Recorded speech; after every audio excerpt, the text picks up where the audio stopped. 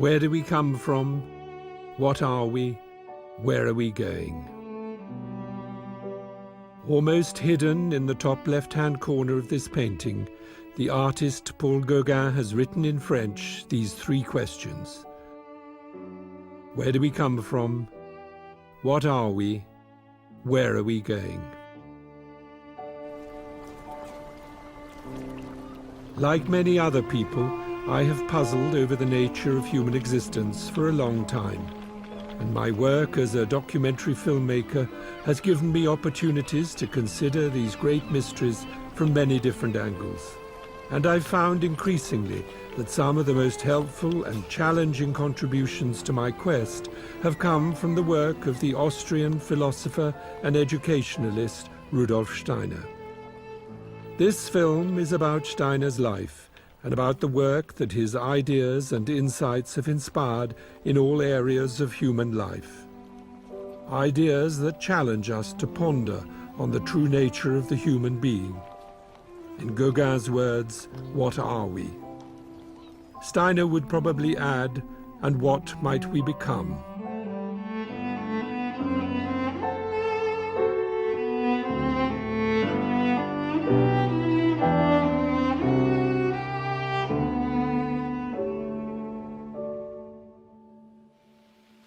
Rudolf Steiner challenges us to be more conscious. More conscious, and also, I think, to ground our consciousness in the warmth of heart. And I feel one of the most important things about Steiner is actually that he encourages us to bring thinking and feeling together, so head and heart together. I think Rudolf Steiner was a realist and a very practical person. I think he saw that he was planting seeds for the future. For me, meeting the work of Rudolf Steiner was like finding water in the desert, because I had searched and searched through many different spiritual paths, very much in the East and also in the West, including the spiritual path of modern science. I can't think of anybody else who simultaneously follows the whole philosophical and scientific tradition within the West and within modernity, studies it carefully, it becomes very competent in its different disciplines, and at the same time is clearly a mystic. In one place, Rudolf Steiner said, if you would like to access higher wisdom, you have to unlearn everything that you have accumulated thus far. And to those of us with degrees and credentials and so on, it's a humbling moment. This notion of unlearning the conventional knowledge that is around us and being open in a kind of vulnerable place to a different way of seeing. Rudolf Steiner was ahead of his time during his time, and he's actually ahead of his time even in this time.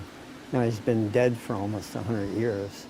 After a little time, I'll have half Q if R is equal. I think one of the greatest challenges that Rudolf Steiner poses to us today is a challenge that he lived with in his own life, namely the challenge to battle against sectarianism.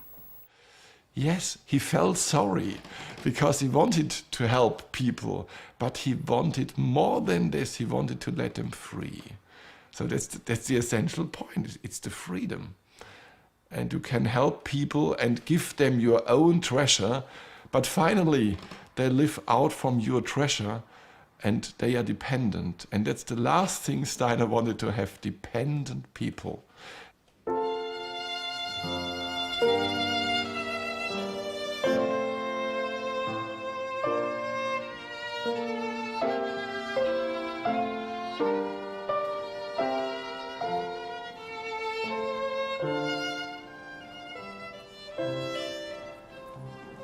I think the challenge for me is to individualize what he has given.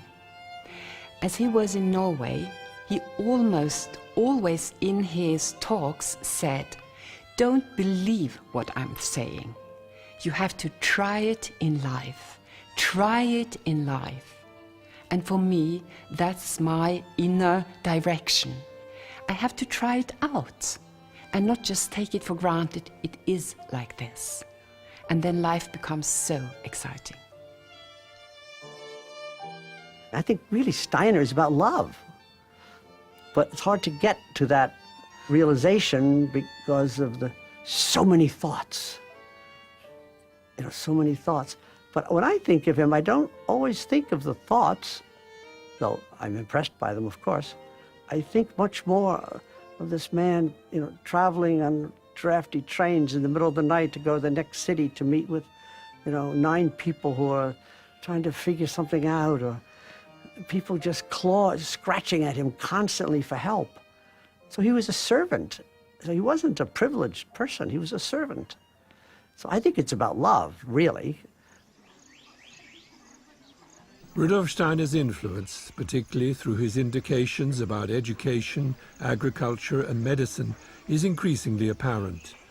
There are 7 Rudolf Steiner Waldorf schools in India and over 1,000 worldwide, plus communities for those with learning difficulties, as well as hundreds of farmers working with his suggestions of how to not only produce healthier food, but also how to heal the earth in the process.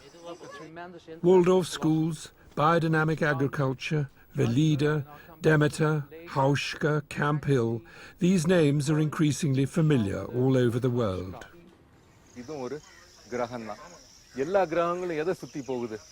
In South India, I visited a group of small-scale farmers learning about the influence not just of the sun and the moon on plant growth and health, but also of the planets, a reminder of what in many parts of the world is still not totally forgotten.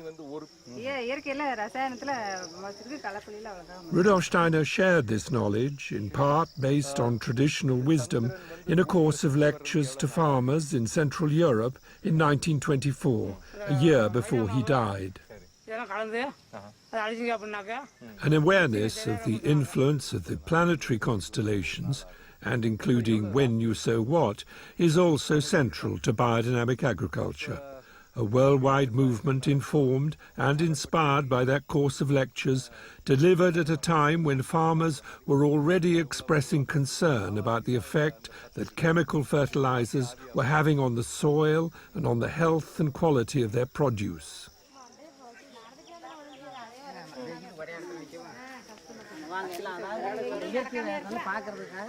The beauty of Dr. Rudolf Steiner is that he was not just a philosopher living in a world of ideas and just philosophizing and just thinking. He brought all these ideas to practical human activity, whether it's agriculture, education, medicine, architecture. Jakes is president of the Biodynamic Association in India and has his own farm, but spends more and more of his time in China and Taiwan, as well as in India, helping small family farms to improve the quality of their land and crops and to survive financially in a culture that has increasingly encouraged farmers to use expensive pesticides and high-yielding, chemically dependent seeds. These seeds have to be purchased each year, bringing an end to the practice of farmers producing their own. Dependency on the multinationals has forced a huge number of Indian farmers into bankruptcy, and many even to suicide. Jakes went on to tell me how many of Steiner's philosophical and spiritual teachings, as well as their practical applications, felt very familiar to people in India, in particular the belief in reincarnation and karma. Where do we come from? Where are we going? Despite the many challenges and seeming setbacks that we may face, the idea that we live and learn and grow through many lifetimes is an ancient teaching. So too, that the universe is alive and has purpose and meaning. This awareness that there is more to reality than meets the eye was simply and imaginatively expressed to me 5,000 miles away from South India, through an encounter at a biodynamic farm in England, on the edge of the Ashdown Forest in Sussex. There's nothing nasty goes on these raspberries then, yeah? nothing at all. The only thing that we put on these raspberries are two preparations, something called 500 and 501. 500 is the horn manure preparation and 501 is the silica preparation. And they're sprayed at the beginning of the season and then when there's fruit coming. Is the whole thing about the sort of planets and raspberries, I mean, that obviously makes sense to you, does it? Does it make sense? No, it doesn't make sense. But bringing in the forces of the whole of the cosmos and the whole of the universe absolutely makes sense. I don't understand the minutiae of it, and I don't need to understand. But what I need to really know and believe is that I'm not alone in this garden working to grow all this. And that's for me is what's important. Liz is in charge of the fruit and vegetables at Plawhatch Farm. Her sense that she's not alone echoes Steiner's many references to an invisible realm that supports and sustains not only the life of plants and animals, but humanity itself. What was very visible at Plawhatch Farm on the day we filmed was a group of 9-year-olds from the Steiner Waldorf School in Brighton. Farming is one of the subjects on the curriculum for Class 3 in all Steiner schools. In charge of the dairy herd at Plawhatch is Tom Ventham.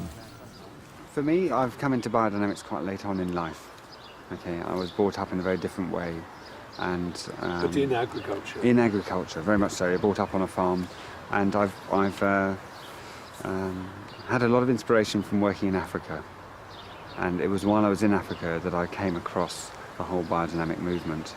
And what it's done for me is really encouraged me to look within myself and within the farm, and rather than look outward, because I think all through my life I've been sort of conditioned to look outwards and look at production and look at what's actually materially happening. Whereas what I've discovered is that if you actually look within and make sure that sits comfortably within oneself and within your heart, then everything that comes out is going to be just fine. And I think that's what the whole biodynamic movement has meant to me. It's changed me to look inwards. So you mean you're a better farmer as a result, then? Yeah, but I used to measure milk yields, but I don't now. It's a disaster. Because if you measure a milk yield, then you're thinking that actually that's a measure of success. It's not about milk yield, it's about the animal as a whole. And so it's changed the way I farm into a much more qualitative approach rather than the production approach.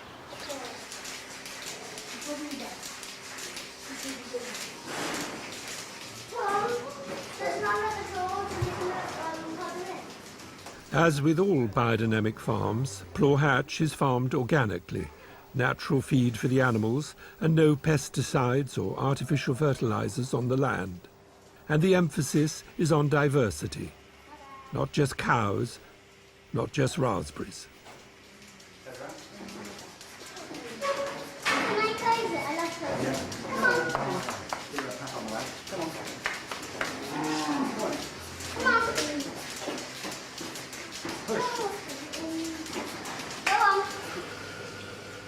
There's also a cheese-making operation at Plawhatch Farm, and as a community-supported enterprise, they have over 600 loyal and committed customers who own shares in the venture.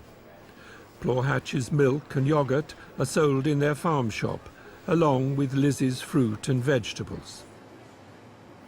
I asked one of the apprentices what she made of Steiner's ideas. They're hugely far out. And it's very difficult to actually read a book that's written by Steiner. Everybody I've met struggles with it.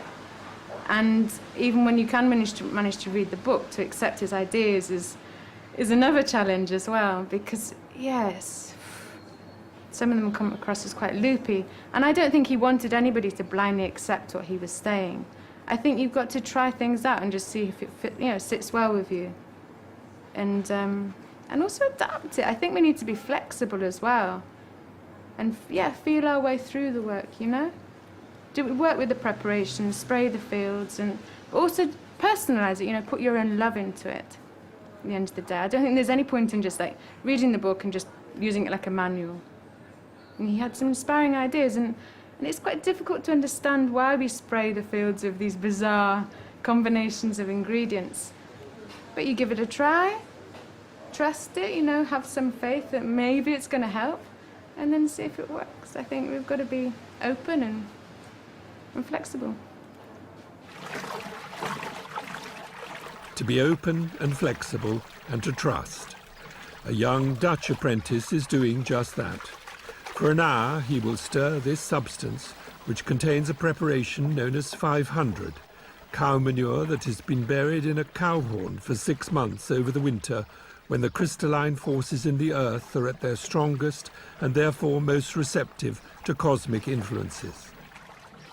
Through rhythmic stirring, so Steiner indicated, forces within the preparation are released into the water, which, when sprayed on the land, has a dynamic effect on the soil and therefore on plant growth.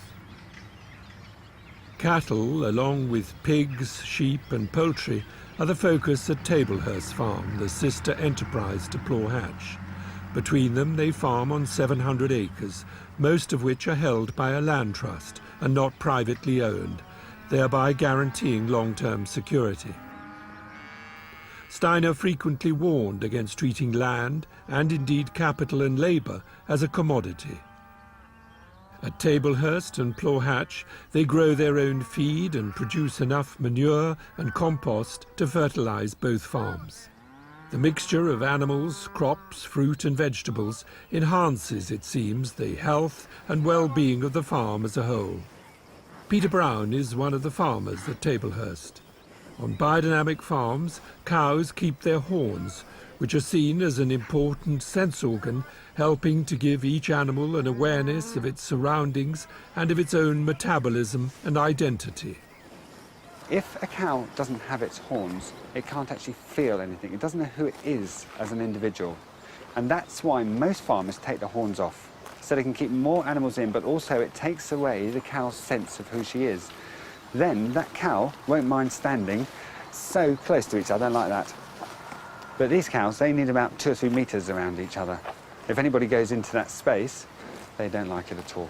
So they're very strong individuals. Look at Orchid here. Nobody's going to go near her. Even if we go near her, she wants to get out of the way. But that's a very nice thing. Because if she's nice and individual, she has a very good immune system because she knows who she is. She feels good about herself and she knows what she's doing. Nothing can really touch her. Nothing can go wrong with her. But if we take her horns off, it's a bit like having lobotomy. Suddenly she doesn't know who she is. Actually, she doesn't really care who she is. She's lost one of her major sense organs, and who cares? Who cares what I eat? Who cares who I stand next to? And in fact, I don't need to last very long. And that's how most of our dairy cows are today, just like that. Whereas she should go on until she's about 15 years old, easily. Very strong. Never use any drugs on her, never spray any chemicals on her at all, never do anything to her. Maybe just trim her feet, and that's it. And she'll give very, very nice milk. Very strong milk, full of vitality. Clearly, Tom's cows are not going to tolerate being herded into conditions that treat them as pure milk-producing machines. And on the subject of their horns, it had already been explained to me in India how there exists a close connection between the complex digestive system of a cow and its horns, a memory of which is still retained in the horn even after the animal is no longer alive. Hence the use of horns as receptacles for the 2 biodynamic preparations, 500 and 501.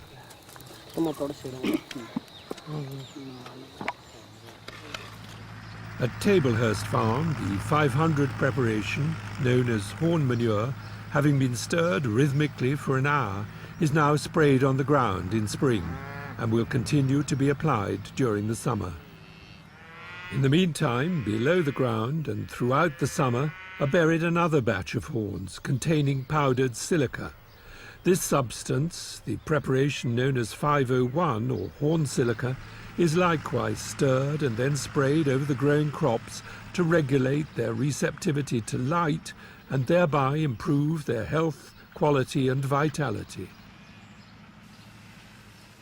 In a nearby field, chamomile flowers are being picked by Peter Brown and his team. Chamomile is one of 6 plants, each carrying a particular function that is specially prepared and then introduced into the compost heaps along with nettles, oak bark, yarrow, dandelion and valerian, to enhance and regulate the process of fermentation. Yeah, well, we're happy after these 3 months of drought, aren't we? Yeah. A drought, yeah, oh yeah. Even the rye behind us is not as high as it should be, is it? And that's because of the drought. There are 12 people employed on Tablehurst Farm, plus 3 apprentices and 3 people with learning difficulties. I asked Peter Brown about the viability of biodynamic agriculture. We're doing quite a lot of processing of products and selling direct to the customer. And that is what helps make it viable, and also gets a direct relationship with the customer and us as a group of farmers. And because we're doing the extra processing together with the farming, like we butcher the meat and sell it on the farm, and we make the wheat or the rye into flour, and we sell it to the local bakery, and that sort of doubles the price. It's ironic because, you know, there's so much, proportionately it feels like there's a lot of work goes into producing it, and then all you do is put it through the mill and you double your price. But that's what you have to do, though, to make it viable. Driving the tractor is David Junghans. He attended a Steiner Waldorf school in his native Germany, then trained in conventional agriculture before coming to England to Emerson College to study biodynamics. I asked him what he understood by this word force, the idea that there is something invisible at work in the substances that make up the phenomenal world. I think everyone has the experience of forces, hard forces, of love, for example, or of any kind of emotions. But they are not visible. It's only the physical carrier, actually, the human being, that makes it visible. And so it is in nature. Potassium is a carrier for a particular force, and so on and so on. So that's how I understand forces. Forces stand behind matter, and actually matter carries these forces into the physical world. During my visit to what was clearly a thriving and truly mixed farm enterprise, someone remarked that old MacDonald seems to have got it right.